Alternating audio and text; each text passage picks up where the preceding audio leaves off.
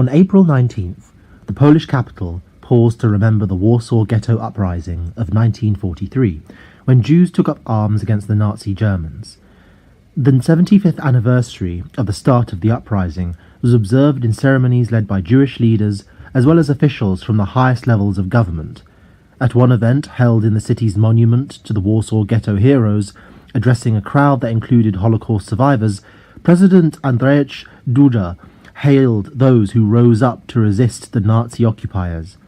"We bow our heads low to their heroism, their bravery, their determination and courage," he said. Yet some Warsaw residents opted to forego these ceremonies in favour of more grassroots commemorations. They did so out of disdain for Duda and the ruling Law and Justice Party. One observer stated, "I'm not attending the official ceremonies this year because the government is supporting the rise of a dangerous form of nationalism." This was the word and verdict of a resident who had lost relatives in the Holocaust. I can't agree with this, or the current climate.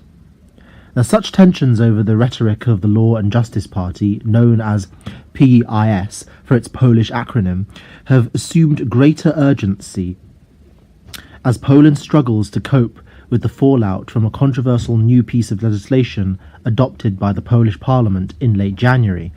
The bill, an attempt to amend the 1998 law on the Institute of National Remembrance, represents an effort to regulate discussion of Poland's role in the Holocaust.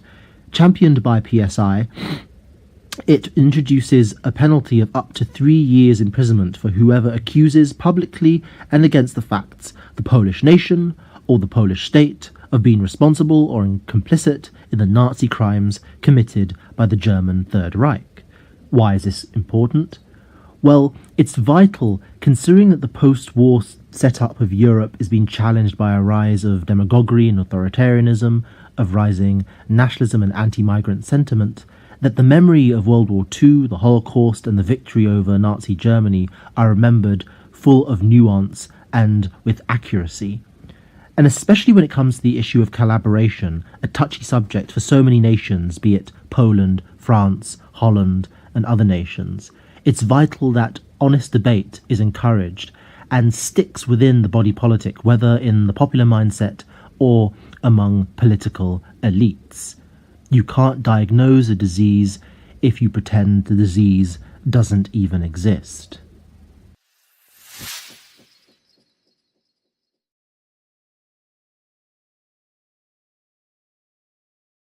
But this isn't the only nation where we've seen a rise of nationalism within the context of the pushback against the Russian excursions into Crimea and Ukraine. We've also seen a huge swathe of rabid nationalism coming from countries such as Ukraine and also Latvia. When we look at Ukraine, especially in the city of Lviv, celebrating the 75th anniversary of the founding of the Ukrainian Waffen-SS Galician Division, where we saw members of the community flying with flags, marching with Nazi symbols and salutes. And we've seen also local and national government deny that these marches had any relationship with the SS, and when it was found that they did have a relationship with Nazi symbolism, that it was merely a minority. For the West, this poses a dilemma. Given the Russophobic hysteria that's been gripping the domestic sphere in both the UK and the US, the temptation is to turn away from criticising the celebration of Nazi collaborators in these nations struggling with Russian interference as well as Western pressure. Also, we need to think about the spate of Holocaust denial, not only in Poland but also in the Ukraine. Now, there's also been a government clampdown on Yiddish studies, excluding Yiddish from programs in cities such as Vilnius. Also, there needs to be a deep analytical criticism at governments in Ukraine and Latvia where we see academic departments clamping down on academics that are actually challenging Holocaust revisionism. This is also important when we consider the reactions from international Jewish organisations such as the World Jewish Congress, which condemned the growing desecration of memorials to victims of fascism and memorials to the Holocaust victims all over the Ukraine.